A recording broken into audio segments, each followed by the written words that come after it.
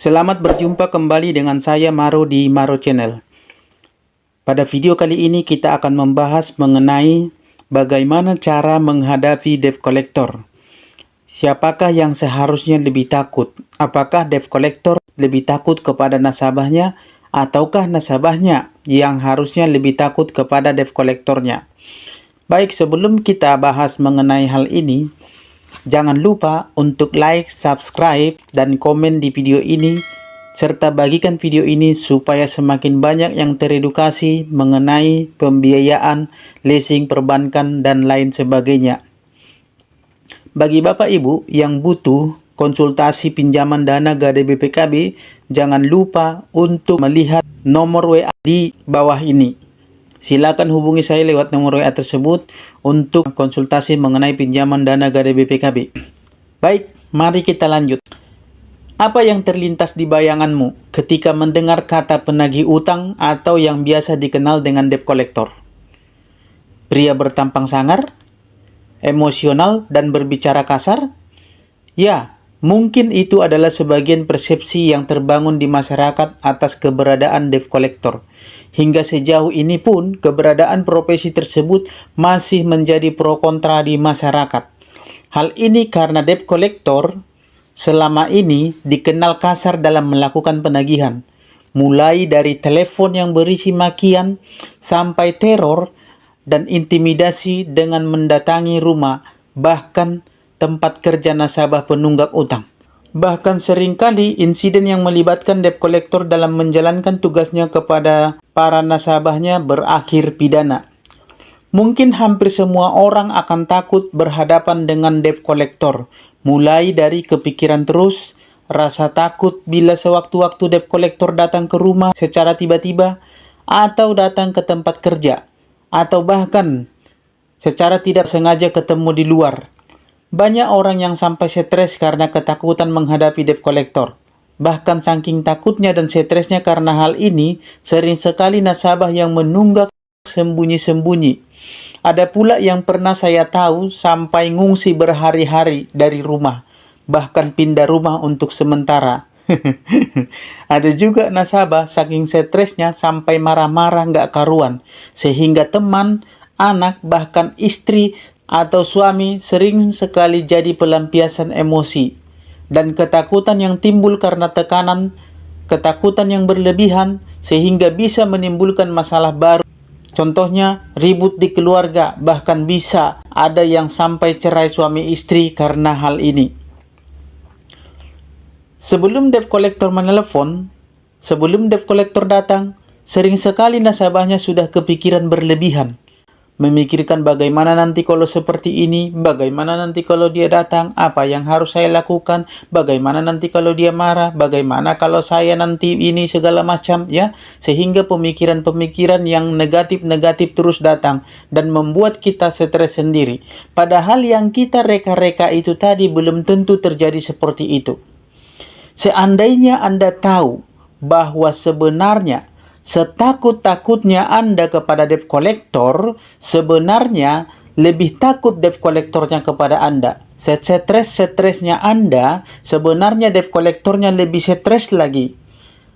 Tapi karena tuntutan kerja, tepatnya tuntutan biaya hidup, karena kalau mereka tidak dapat tagihan, maka mereka nggak akan dapat duit. Kalau mereka tidak dapat menarik atau mengeksekusi penarikan unit, mereka tidak akan dapat duit. Jadi mau tidak mau, mereka harus memberanikan diri. Pura-pura berani, pura-pura garang. Padahal sebenarnya mereka itu sangat ketakutan dan tertekan. Kenapa saya bilang debt collector itu sebenarnya sangat ketakutan? Karena yang pertama, pekerjaan sebagai debt collector itu sangat beresiko. Risikonya tinggi. Banyak debt collector yang kena pelampiasan emosi dari nasabah. Mulai dari kena maki-maki sampai kena hajar. Ada juga yang kena amuk massa karena diteriaki maling atau karena dianggap meresahkan. Itu yang pertama. Yang kedua, bagaimana mereka tidak takut? Sebab debt collector wajib datang ke rumah nasabah. Nah, kalau kita datang ke rumah orang lain, itu artinya kita berada di wilayah kekuasaan orang tersebut. Kenapa? Ya karena itu rumah dia. wilayah kekuasaan dia. Hak hukum tentu berpihak ke yang punya rumah ketika kita berada di rumahnya. Dan posisi kita pun akan lemah ketika berada di rumah orang. Ya, bisa saja kita diteriaki maling, bisa saja kita dituduh sesuatu hal, atau bisa saja kita dilaporkan pasal dilarang masuk. Ketiga, jika terjadi masalah, contoh, mereka dihajar nasabah, dikeroyok massa, bahkan dilaporkan ke polisi atas perampasan unit, bahkan dituduh begal, perusahaan leasing atau pembiayaan yang menyewa mereka itu akan lepas tangan, tidak akan mau membantu, bahkan cenderung lepas tangan. Ya, risiko tanggung sendiri. Kenapa bisa begitu? Ya karena mereka itu bukan karyawan perusahaannya. Hubungan mereka dengan perusahaan hanyalah sebatas penyewaan jasa orang ketiga, tepatnya jasa premanisme. Yang keempat, debt collector, leasing, dan pinjol itu tidak dilindungi hukum dalam melaksanakan penagihan, tidak dilindungi hukum dalam melakukan kegiatan atau pekerjaan mereka. Tidak ada hukum yang mengatur tentang itu. Mereka tidak ada hak secara hukum untuk melakukan penagihan, apalagi penarikan unit. Makanya, ketika dilaporkan, ketika ada yang melaporkan atau menuntut mereka, mereka bisa kena pasal perampasan, bisa kena perbuatan tidak menyenangkan, bahkan pasal penggelapan mereka bisa kena. Itu sebabnya kenapa perusahaan leasing atau pinjol yang menyewa mereka tidak mau tanggung jawab apabila ada masalah.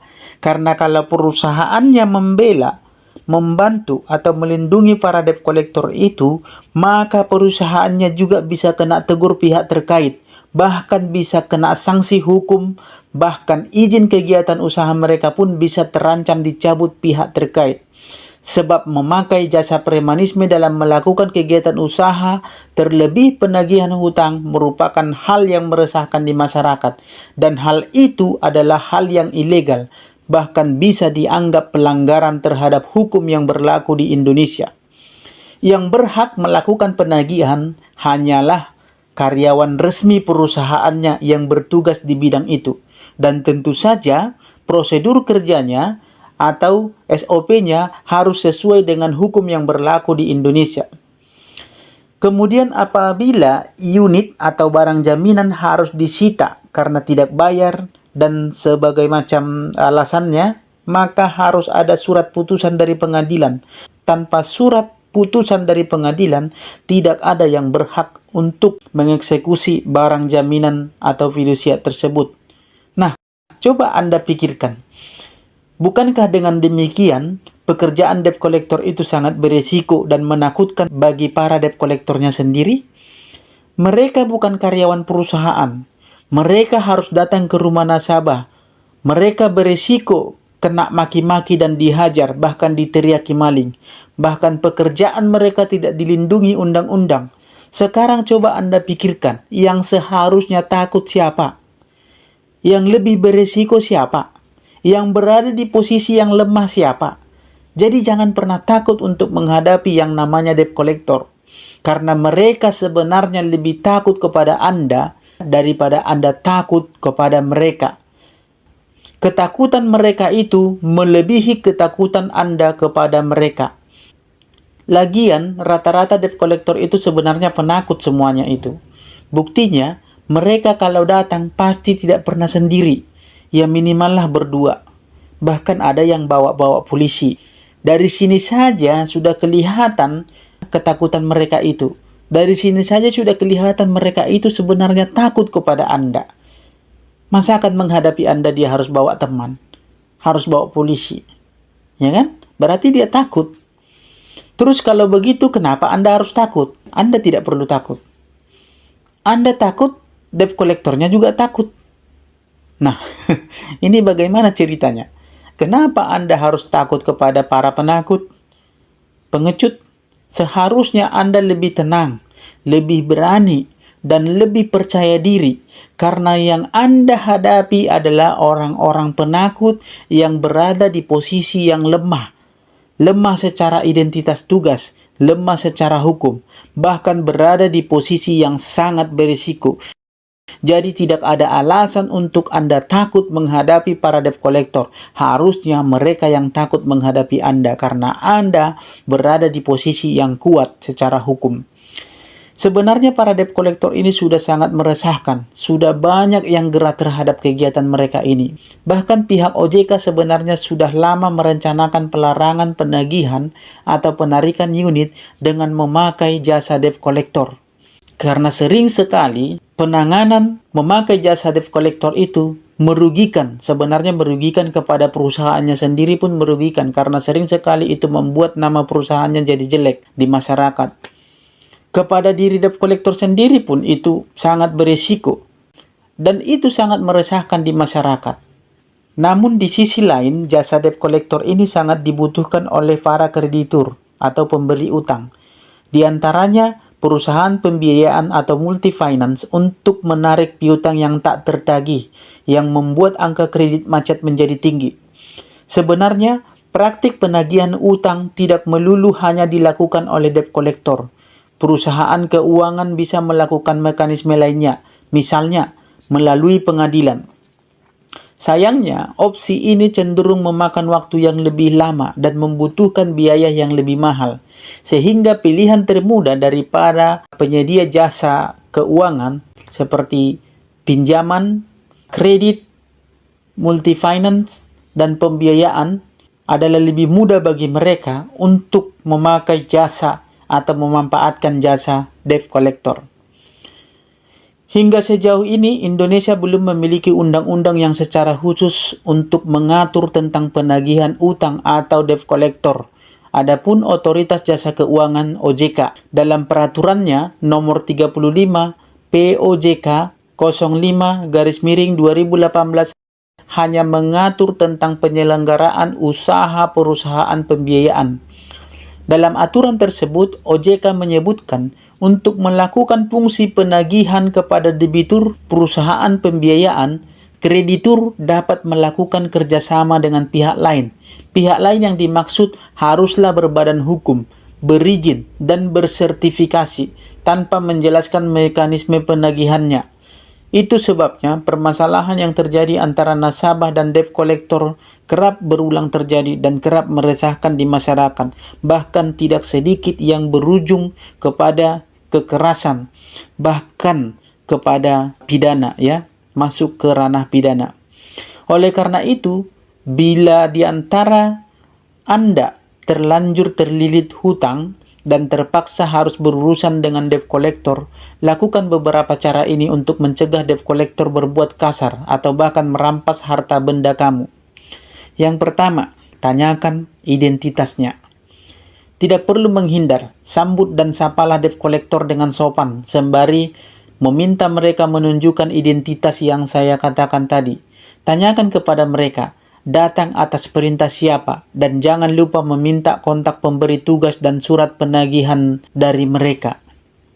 Kemudian yang kedua, tanyakan kartu sertifikasi profesi. Setiap debt collector yang melakukan penagihan seharusnya wajib memiliki sertifikasi dari Asosiasi Perusahaan Pembiayaan Indonesia atau yang disingkat dengan APPI. Kartu ini wajib dimiliki para debt collector yang legal. Yang ketiga, jelaskan alasan keterlambatan atau menunggak dengan cara yang baik.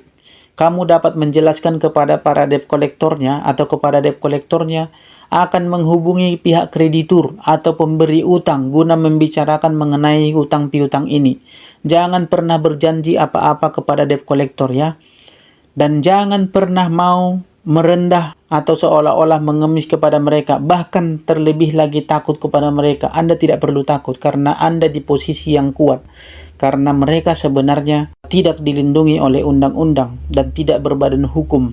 Dan tugas yang mereka lakukan itu sebenarnya bukanlah tugas mereka karena mereka bukan karyawan perusahaannya.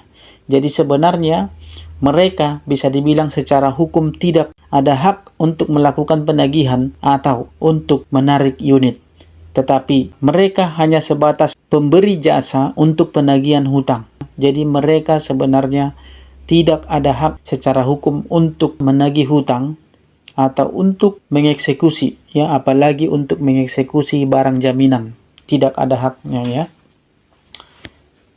Kemudian yang keempat, minta atau tunjukkan surat kuasa.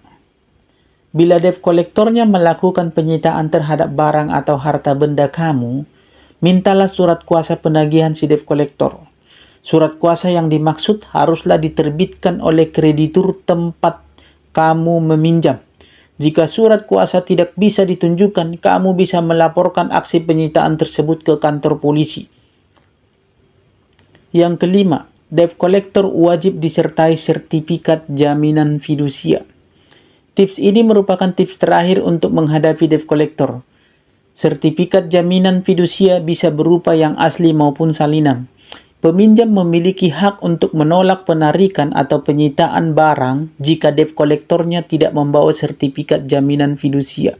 Nah, dari kelima hal tersebut yang sudah saya ucapkan tadi, kemungkinan salah satunya atau bahkan beberapa di antaranya debt collector itu tidak akan bisa menunjukkan. Jadi, kalau ada debt collector yang tidak mengikuti dari 1 sampai 5 tadi, Anda berhak untuk menyuruh mereka pulang. Dan mereka tidak berhak sama sekali untuk melakukan kegiatan penagihan, apalagi penyitaan barang. Karena sesuai dengan hukum atau undang-undang yang berlaku di Indonesia, tidak ada yang mengatur tentang itu untuk mereka lakukan. Nah, itu tadi beberapa hal yang perlu diketahui tentang debt collector. Yang perlu dicatat dan Anda pahami serta Anda pikirkan ialah, sebelum Anda melakukan peminjaman, ketahui kemampuan keuangan Anda terlebih dahulu. Sebelum melakukan pembelian barang secara kredit atau peminjaman uang kepada kreditur, Anda harus pahami dulu kemampuan Anda, kemungkinan-kemungkinan terberat yang bisa Anda hadapi, kemampuan keuangan Anda dalam membayar cicilan setiap bulan, risiko-risiko yang mungkin terjadi, supaya Anda tidak berhadapan dengan para debt collector atau kreditur yang melakukan penagihan, atau bahkan unit atau jaminan Anda bisa disita. Jadi Anda pikirkan matang-matang jika tidak ingin berurusan dengan para debt collector ini. Baik, semoga bermanfaat. Semoga Anda sehat-sehat selalu, semoga semua tagihan, hutang-hutang Anda terbayar, rezeki Anda berlimpah, dan semoga materi pada video kali ini membawa manfaat dan semangat dalam hidup Anda untuk menghadapi para penagih atau debt collector. Dan akhir kata, saya ucapkan salam sahabat.